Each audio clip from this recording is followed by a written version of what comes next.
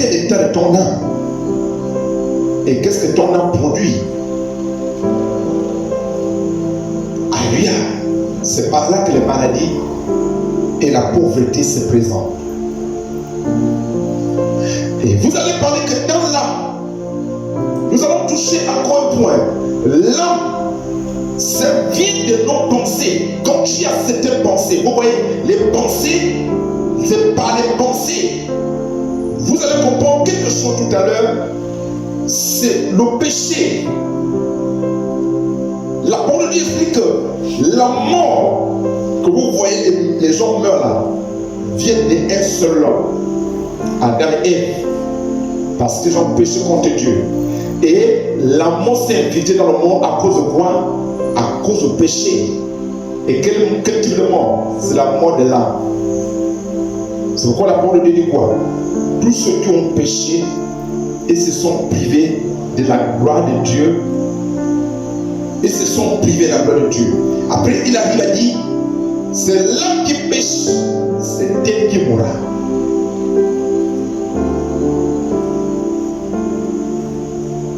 Alléluia.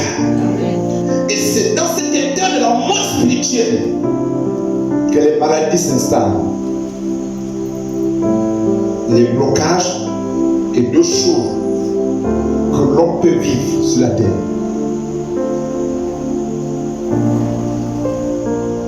Amen. Quel est l'état de ton âme? Dieu, lui, ici veut que tu sois. Il souhaite, il veut, il désire que nous soyons en bonne santé. Il désire que nous prospérons. Il dit dans tous les domaines de nos vies. Est-ce qu'il est contre ça? Non.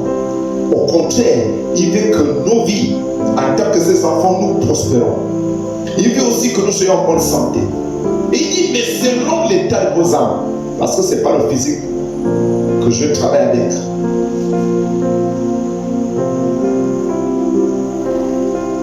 Amen. L'état, quel est l'état de ton âme? Qu'est-ce que ton âme a réussi toute la journée? Et qu'est-ce que tu dis toute la journée? Qu'est-ce qui fait sortir dans ta bouche toute la journée? Ou bien, quelle est l'animation, quelles sont les pensées qui t'animent? C'est ce point-là qui suit l'homme. On va comprendre. Alléluia. Marc chapitre 7. On va parler de ce qui suit l'homme. Amen. Marc 7. Oui. 38, verset 14, il est écrit. Ensuite, ayant de nouveau appelé la foule à lui, il lui dit, écoutez-moi tous. C'est Jésus qui parle. Il dit, écoutez-moi vous tous qui sont là, qui écoutent la parole de Dieu, les foules. Et comprenez ceci. Il n'est hors de l'homme rien qui entrant en lui puisse le souiller. Alléluia. Amen. Ce qui rentre dans l'homme, c'est que l'homme peut manger, il peut boire. Ne le suit pas. Mais ce qui sort de l'homme, c'est ce qui le suit. C'est ce qui le suit. À d'autres termes, ce qui sort de l'homme, c'est ce qui le fait. Qu'il soit malade, qu'il soit dans la pauvreté, qu'il vit ce qu'il vit, sans aller avec Dieu. Comprenez ceci, c'est pas ce qui rentre dans l'homme qui le suit, mais ce qui rentre, qui sort dans l'homme, qui rend l'homme impur. On va comprendre. Si quelqu'un a des oreilles pour entendre, si quelqu'un a des oreilles pour entendre, qu'il entend que ce qui sort de toi et moi, c'est ce qui nous suit. Donc la mort et les difficultés, les problèmes, l'infectation spirituelle vient de ce qui sort de toi et moi, à l'intérieur de nous. Qu'il entend. Que celui qui a les oreilles d'entendre, qu'il entend. Lorsque Jésus, laissant la foule, fut rentré à la maison, oui, ses disciples lui demandèrent de leur expliquer le sens de cette image. Ils ont dû n'ont pas compris le sens de ce que tu as parlé devant les foules. Explique-nous en détail, rentre-nous dans les détails et sois clair de ce tu as adressé à cette foule, où on est resté sans comprendre, explique-nous. Il leur répondit, ainsi vous non plus, ainsi vous aussi non plus, vous ne comprenez pas. vous ne comprenez pas.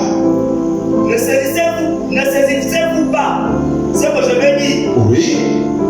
De tout ce qui vient du dehors, De ce qui vient du dehors et pénètre dans l'homme, et pénètre dans l'homme, rien ne peut le rendre impur. rien ne peut le rendre impur. Tout cela, en effet, Oui. ne va pas dans son cœur. Ne va pas dans son cœur. Comprenez là où ça va. La nourriture, l'eau, tout ce que nous voyons ne peut pas suivre, ne peut pas te suivre. Ça ne rentre pas dans le cœur, Mais dans son ventre, mais dans son ventre. et est évacué par la voie Et elle est évacuée par la voie naturelle. au WC, aux toilettes. Ça ne reste pas dans le ventre. Ça fait l'escale et ça va. Ça fait la nourriture, tout ce qu'on peut prendre qui vient de dehors. Ça ne rend pas l'homme impur. Il déclara par là même que tous les aliments sont purs. Que tous les aliments sont purs à manger. Et il ajouta, Et Jésus ajouta, ce qui sort de l'homme, alors ce qui sort de l'homme, c'est cela qui le rend impur. oui, Car c'est du dedans. écoutez comment ça compte. C'est dedans de toi et moi, de l'homme, que la mort vient, la sueur, l'électricité, ou bien l'infectation vient des dents de l'homme. C'est ça qui rend l'homme le problème. Qui vit dans les situations de problème. C'est pourquoi il est difficile. Il est difficile. Oui. C'est du cœur de l'homme. C'est le cœur, c'est du cœur de l'homme. Où proviennent les pensées mauvaises. Les pensées mauvaises. Voici ce qui tue d'abord, qui rend l'homme infecté, qui infecte l'âme. Parce qu'on a dit tout à l'heure, l'âme tient quoi? Il est l'enregistreur. Il enregistre de tout ce que l'homme pense. Oui. L'immoralité, les désirs. Immoralité, les désirs, comme vous connaissez, dans l'homme est en plein désir. Et les désirs qui n'ont rien à voir avec Dieu, l'homme a tous ces désirs-là. Et c'est ça qui le suit. Oui. Le vol, Le vol, le meurtre, le meurtre, les adultères, l'envie, la méchanceté, la méchanceté, la tromperie, le vice, la jalousie, le blasphème, l'orgueil et toutes sortes de comportements insensés. Est-ce que tu comprends? Et tout notre comportement insensé. Tout ce mal-là sort du dedans de l'homme et rend l'homme impur. Alléluia. Amen. Est-ce que tu peux acclamer la parole de Dieu ce soir?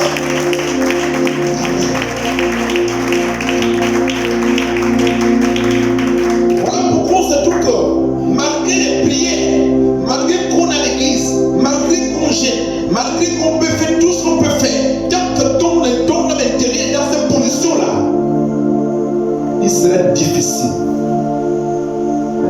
que tu sois en bonne santé, que tu prospères. Il serait difficile. Donc chacun va souligner le point qui le concerne. C'est dedans, frère et soeur, c'est dedans, à l'intérieur de toi, de moi, de chacun de nous, que les problèmes viennent. C'est qui nous tue, c'est qui tue l'homme, c'est qui empêche que l'homme soit prospère et qu'il soit en bonne santé. Il dit c'est l'homme de ton âme. Donc Dieu touche le point principal.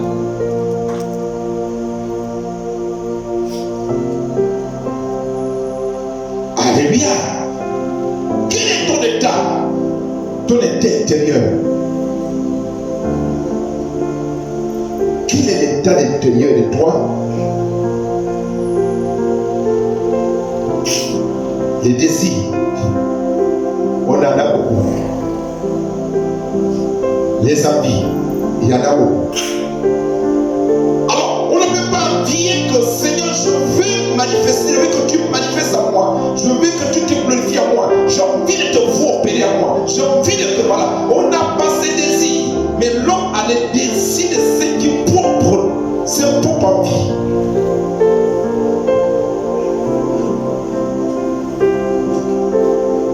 Et ça suit l'homme.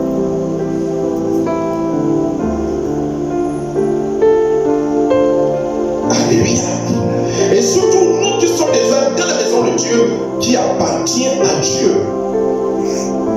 Là, il parle aux disciples. Parce que dans le foule, il a balancé un mot. Et il vient donner les détails devant les disciples. Oui. Après, il m'a dit, tous ces choses. C'est pourquoi c'est pas difficile de se rendre pur devant Dieu.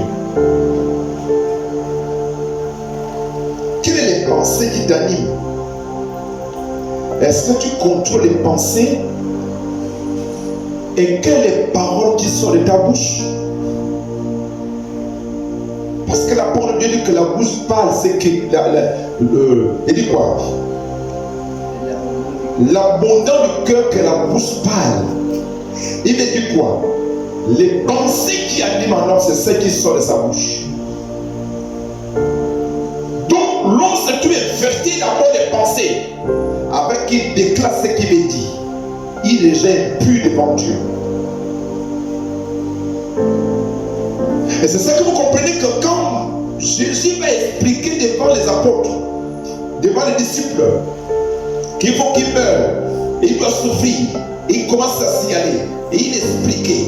Alors, Pierre, qui était bras droit de Jésus-Christ, il va dire, je ne veux pas que ça t'arrive. Je ne veux pas que ça t'arrive, et ça ne doit pas t'arriver. La parole dit que Jésus se retourne vers Pierre, et il va lui dire, arrête-toi de moi, Satan. Pourquoi? Parce que tes pensées ne sont pas les pensées de mon Dieu. Vous comprenez? Pierre marche avec Jésus. En même temps, il peut être utilisé par Dieu. Et en même temps, il peut être utilisé par le monde et tenu par les démons. Donc, les pensées qu'il donne à Jésus, que je ne veux pas que ça t'arrive, que tu meurs.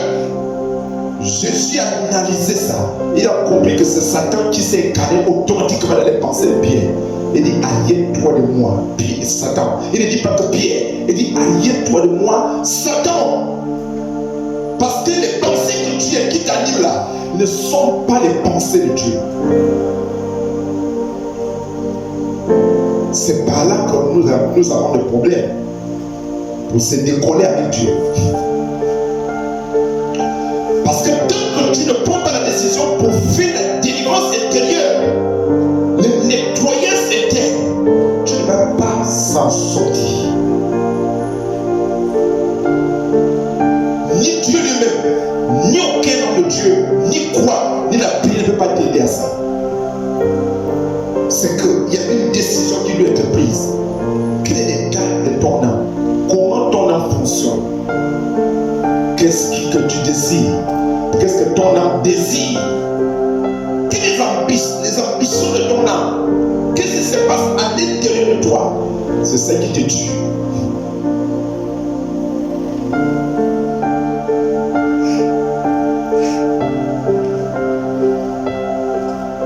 Alléluia. Amen. Alléluia. Amen. C'est ça qui tue l'âme.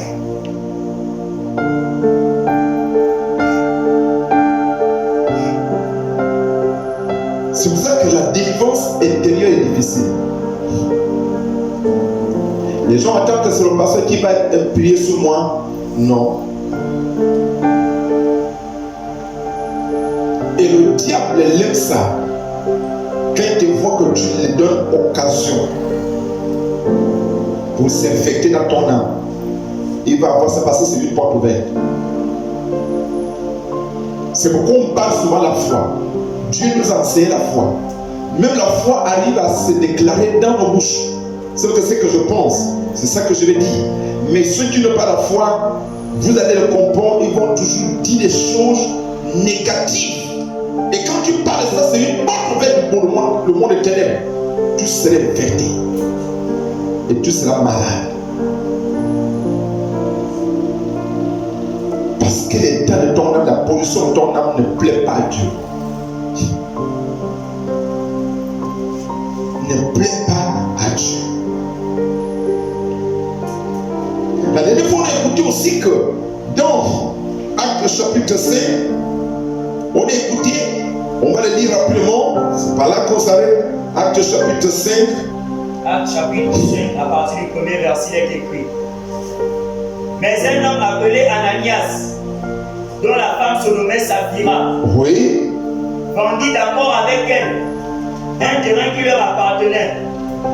Il garda une partie de l'argent pour lui. Oui. Et alla remettre le reste aux apôtres. Il alla remettre le reste aux apôtres. On a écouté dans le séminaire le reste. Oui. Sa femme le savait. Sa femme le savait qu'ils ont suturé l'argent. Alors Pierre lui dit, Ananias, pourquoi Satan a-t-il pu s'emparer de ton cœur? Vous comprenez? Comment tu as laissé Satan de s'emparer de ton cœur, de prendre ton cœur en otage pour te donner l'inspiration qu'on a donné à l'église que tous ceux qui ont 2 maisons, 3 maisons, 3 terrains, vendez les terrains et vous apportez de l'argent intégralement à l'église. Mais vous, le couple Ananias, vous êtes convenus que malgré que vous avez déjà vendu le terrain, vous avez décidé d'enlever une partie de l'argent et cacher. Et vous avez caché le plus grand parti pour amener les miettes, le reste à l'église. Il dit comment, Pierre lui pose des questions, comment vous allez laisser Satan de s'accaparer de votre cœur? Comment vous avez fait c'est comme erreur. C'est l'erreur que vous laissez Satan d'accaparer de vos esprits, vos cœurs. Il veut parler de l'âme. Parce que l'âme est en liaison avec nos pensées. Comment vous n'avez pas combattre Satan si sa pensée est venue que vous soutenez l'argent? Vous dites non, on ne peut pas le faire. Mais vous avez laissé Satan de s'accaparer de vos âmes, de vos pensées. Oui. Tu as menti au Saint-Esprit. Tu as menti au Saint-Esprit. Et tu as gardé une partie de l'argent apporté par ce terrain. Oui. Avant que tu le vendes. Avant que tu le vendes. Il était à toi. Le terrain était pour toi. Et après que tu l'as vendu. Mais quand tu l'as vendu. L'argent t'appartenait, n'est-ce pas? Comment donc as-tu pu décider de commettre une telle action? Alléluia. Comment tu as arrivé à poser cette acte de telle action que tu laisses Satan s'accaparer de tes pensées, de ton cœur?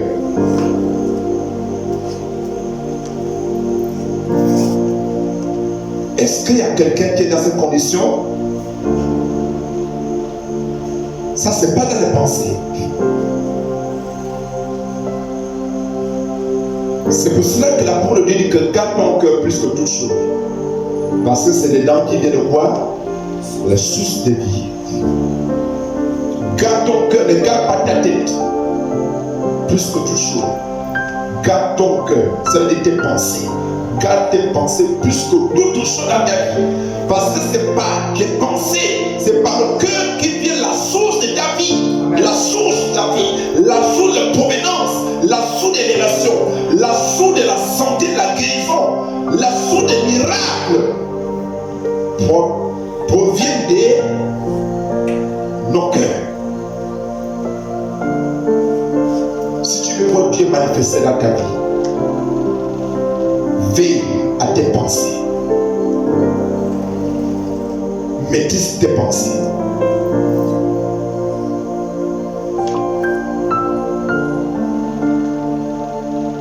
Alléluia.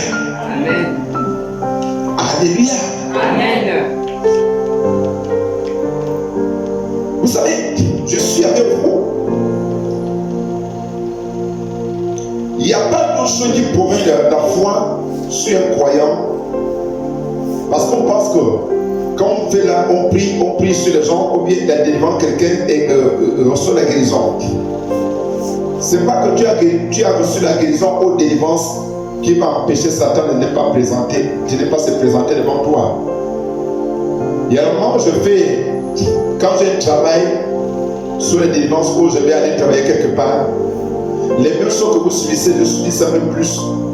Tu écoutes, soit les démons ou bien Satan lui-même peut me parler, que là où tu veux partir, aller prier demain, si tu arrives là-bas, on va te faire le mal. Tu vas voir ce qui va se passer à toi.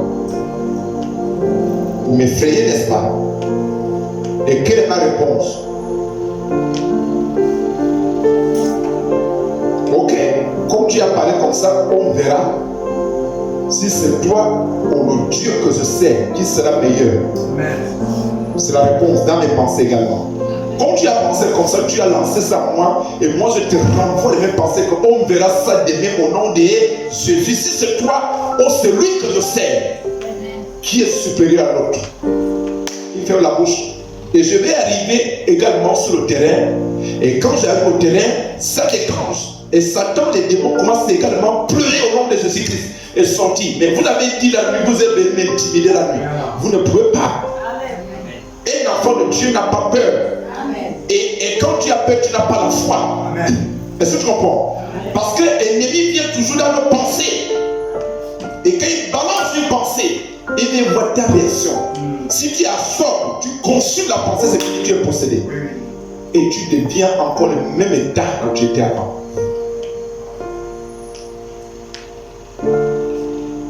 C'est pourquoi on dit, après la délivrance, la conservation de la délivrance est compliquée que la délivrance elle-même. Après que tu as passé la délivrance, comment tu gardes ta délivrance? Ne pense pas que celui, ou bien celui qui est de l'autre côté va te laisser tranquille. Il va te parler. Il viendra chercher comment il peut s'infiltrer encore en toi. Mais il cherche d'abord les pensées. C'est pourquoi nous devons, il dit, Jésus n'a pas négocié avec Satan dans Pierre. Et vous comprenez le langage de Jésus, il n'est pas dit Pierre, aïe-toi de moi. Ça devait se justifier qu'il est en train de parler avec un homme. Mais Jésus avait fait ce qu'on appelle des détections, des discernements. Et il a su que dans Pierre, il y a un autre esprit qui s'est déjà infiltré dans ses pensées et qui est en train de parler avec lui. Jésus mélange, il regarde que non, c'est pas Pierre. Après, il va menacer. Est-ce que tu menaces le démon? Est-ce que tu menaces Satan dans ta vie? Est-ce que tu le menaces dans tes pensées? Que mes pensées ne t'appartiennent pas. Amen. Tu n'as plus le droit de me posséder parce qu'il possède tout le temps par les pensées. Même Jésus lui-même l'avait tenté au désert. Étant dans le gène, il s'est présenté. Rien n'empêche qu'on prie sur toi. Mais pour que tu conserves ce que tu as eu, c'est là où il vient t'attaquer. Il veut voir si tu as les possibilités de conserver jalousement ce que tu as reçu de Dieu. Qu'est-ce que tu as reçu? C'est par là que les chrétiens deviennent encore dans le même état qu'ils étaient avant. Parce qu'ils ne veillent pas dans leur pensée. L'état de nos âmes. Je suis que tu prospères à tous les gars et que tu sois en bonne santé selon l'état de ton âme. C'est là qu'il prospère, frère.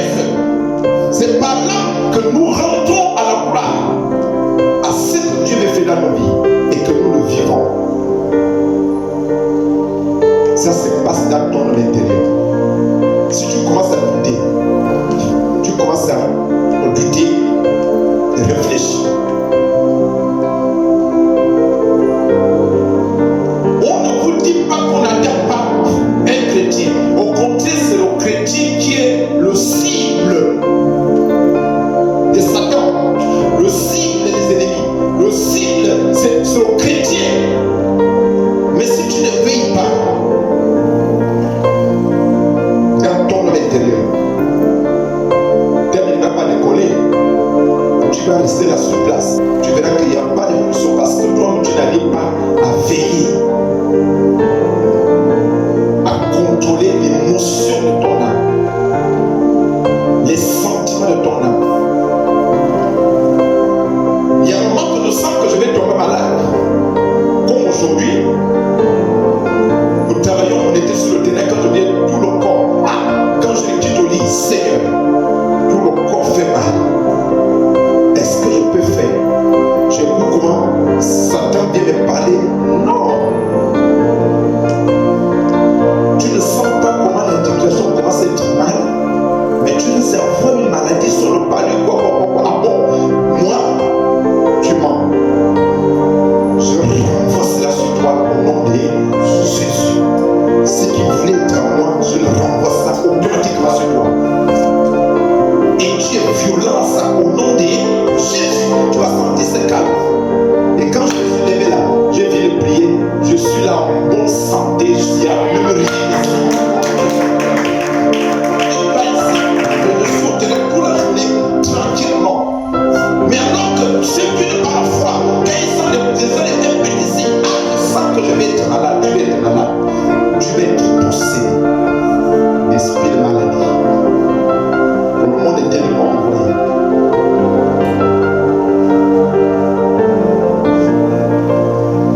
Est-ce que tu as encore ces qualités de langage? Je sens que je vais être malade. Comme si je vais être malade aujourd'hui. Je ne sens pas mon corps. Comme si je vais être malade. Comme si par lui va m'attaquer. Comme si, oui. Ils vont dire, ok, tu t'associes à nous. Alors nous allons posséder ton âme. Pour que ton âme enregistre la maladie. Et automatiquement, physiquement, ça apparaître.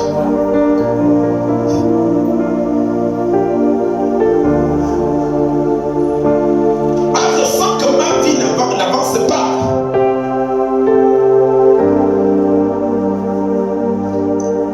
Alléluia. C'est les pensées qui font que nous, les chrétiens ne progressent pas, n'avancent pas.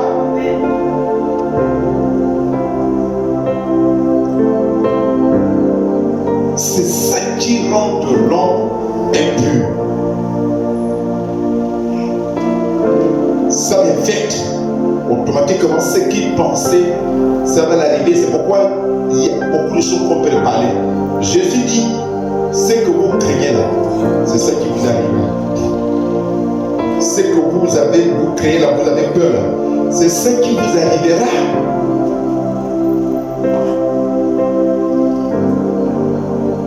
Alléluia. Je vois le véritable chrétien, il marche tranquillement, il n'a pas de remords. Ça ne m'inquiète pas.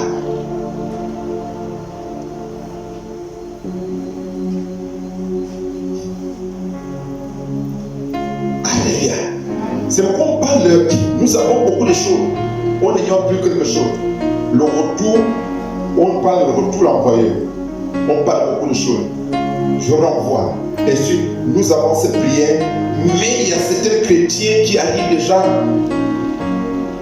Écoute ce qui sort de leur bouche.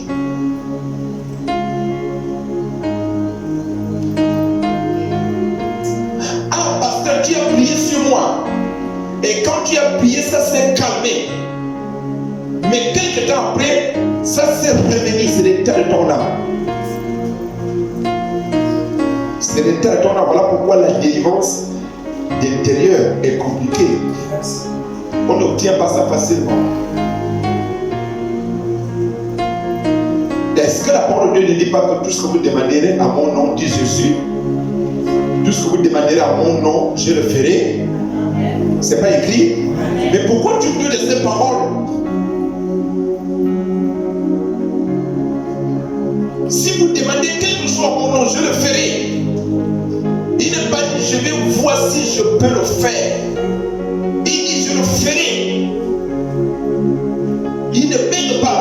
Il parle clair. Si vous demandez quelque chose à mon Père, à mon nom, je le ferai. Donc quand tu pries au nom de Jésus-Christ, telle situation, mets-toi dans ton esprit que ce que tu as demandé, ça se va, ça s'arrête. Mais Dieu veut quoi? Pour tester ta foi, il laisse que ça n'apparaît pas facilement.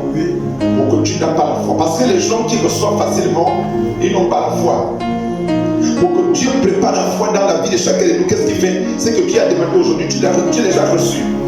Mais il ne vient pas se matérialiser ça facilement. Parce qu'il est le temps qu'il te voit ta position de ton homme intérieur. Quelle est ta position de ton homme intérieur après la prière? Et comprenez que Dieu ne compte pas la prière, Dieu n'exauce pas la prière. Vous comprenez ça? Dieu n'exauce pas la prière de l'homme. Ce qui a fait que Dieu exauce nos prières, c'est la foi. C'est la foi que Dieu exauce. Dieu est pour la foi. Ça veut dire ton homme intérieur. Le temps que tu pries, ce que tu demandes, et quand tu pries, Dieu ne coupe pas tes bonnes paroles. On t'a même prié qui fait ta bouche éloquente, mais bien vérifier après avoir prié quelle est la position de cette personne, sa position intérieure. C'est par là que Dieu veille et l'ennemi aussi veille. Pour accomplir ça, il va d'abord voir l'état de ton âme. Est-ce qu'il a prié avec la foi en croyant fermement? La foi est une quoi? La foi est une ferme assurance. On parle de la fermeté, c'est-à-dire quand tu as déjà prié, ferme ton homme intérieur et reste dans l'assurance. Ne m'ouvre pas la porte. Parce que c'est pourquoi on parle de la ferme assurance. Ferme ses portes. Des doutes, des quittes, des raisonnements. Ferme ses portes. Pour que ton adversaire ne vienne pas s'infiltrer. Pour t'apporter encore les nuances. Quelle est ta position? Alléluia. C'est par là que beaucoup de chrétiens sont malades. Et ils peuvent accuser Dieu alors que c'est l'état de ton âme qui te rend les problèmes. C'est pourquoi le chrétien ne doit pas passer toute la journée, il ne doit pas rester dans l'angoisse, être angoissé, triste. C'est une pollution dessus l'âme. Et qu'est-ce qu'il dit?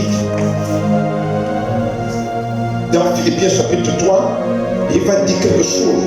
Il dit, soyez toujours joyeux. Toujours joyeux. Au 2 comme ça, c'est regarder. Soyez toujours joyeux. La joie est une partie de conservation de ton âme intérieur. Parce que Satan ne cherche pas quelque chose dans la vie de l'homme que son âme intérieur est pensé. Il n'a pas peur. Rien n'est Dieu parce que tu as prié beaucoup, ou tu as gêné, tu as fait tout ce que tu peux faire. Ça ne l'influence pas. Mais il va rester à observer la position de ton homme intérieur. Et maintenant, mes frères, mes soeurs, soyez joyeux d'être unis au Seigneur. Alléluia. Soyez joyeux d'être unis au Seigneur. Oui. Il n'est pas pénible de vous répéter. Il n'est pas pénible de répéter encore ces mots dans la vie de chacun de nous. Qu'on soit quoi? C'est que j'ai déjà écrit. Et pour vous, cela vaut mieux. Et pour nous, cela vaut mieux d'être joyeux. Alléluia. Oui, c'est bon. Donc, soyez joyeux. On m'a dans la joie. Le monde à ta bouche. L'adoration à ta bouche. Quand bien même les choses ne sont pas encore réglo dans ta vie, tu ne peux pas encore rentrer dans de véritables positions. Il y a certaines choses que tu attends encore que Dieu donne.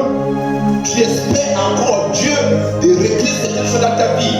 Mais dans ta position intérieure, soyez joyeux. La joie attire la présence de Dieu, des miracles dans nos vies. La joie fait fuir l'ennemi parce que l'ennemi, lui, veut t'amener la tristesse. Il veut t'amener la position que tu suis ton âme intérieur. Pour être infecté encore. Et quand tu es infecté, tu es possédé. tu es possédé. C'est là où on veille. Veille. Veille frère, veille sœur. Parce que l'ennemi n'attaque pas ailleurs. Il n'attaque pas l'homme autrement. C'est par son homme intérieur, par les pensées. Par les pensées.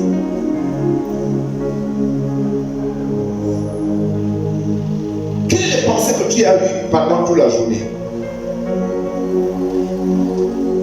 Est-ce que ces pensées-là honorent le Seigneur? C'est pourquoi on vous dit souvent, les gens qui servent le Seigneur, aujourd'hui, on a passé toute la journée des maisons en maison,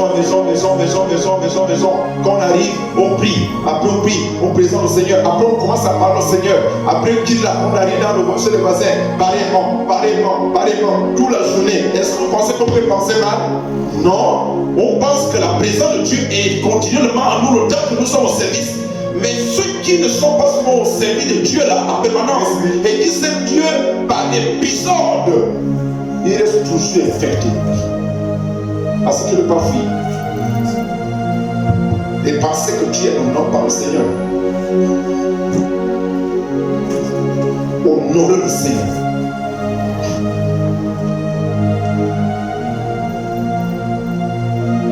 À l'heure de la journée, tu suis la télé. Et dans cette télé-là, les films que tu suis, ils ont parlé de certaines sottises et bêtises dedans. Tu as entendu et c'est fini. Tu es possédé.